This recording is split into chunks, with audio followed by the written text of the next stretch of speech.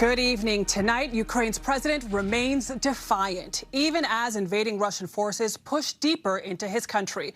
Again today, Volodymyr Zelensky pleaded for more help from the U.S. and international allies, including a no-fly zone over Ukraine. Today near Moscow, Russian President Vladimir Putin warned the West that move would be an act of war. And in Ukraine, the fight is intensifying.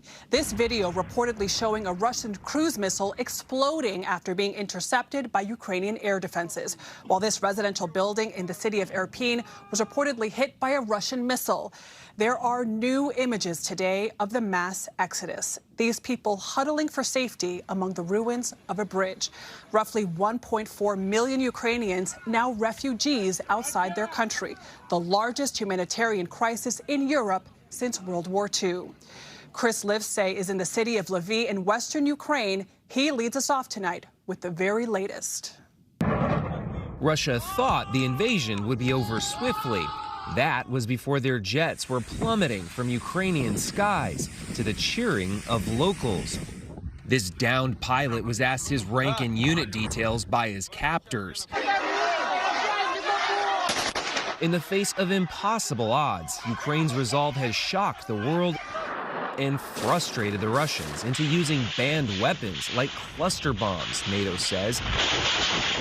Russia claims they're not hitting civilians, releasing videos of missiles launching at precision targets. But on-the-ground evidence tells a different story.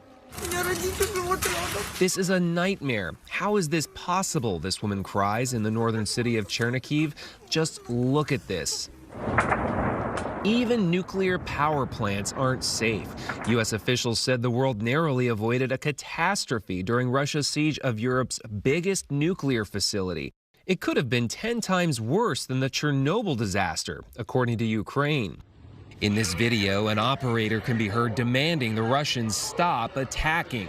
You are endangering the security of the whole world, he repeats. All of it sparking Europe's worst humanitarian crisis this century.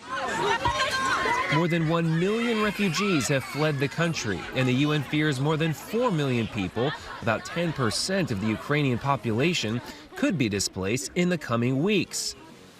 Dozens come to this shelter here in the western city of Lviv before leaving the country. That's 4-year-old Andrei, exhausted after 20 hours of sleepless escape. His father stayed behind in the captured city of Kharkiv. Now he only has his mom and big brother. Every day begins with a text to our relatives. We ask, "Are you alive?" Chris Livesay joins us from Lviv. Chris, more than 1 million Ukrainians have already fled the country. Can you put that into perspective for us? Well, it is an astounding number, one that's already on par with the people who were displaced from Iraq, Syria, and Afghanistan in 2015. And it's going to get a lot worse. According to the UN, they fear that as many as 4 million people could be displaced in the coming months. We're only a week into this thing so far. And Chris, as Russia appears to be gaining momentum, how are Ukrainians that you're talking to on the ground feeling? They have remarkably high spirits. They think they're going to win this David and Goliath conflict, despite being outsized and outgunned in every way by the Russians. One person I interviewed yesterday said, "We have more faith in our military than the Pope has in God." Chris Livesay in Lviv, thank you.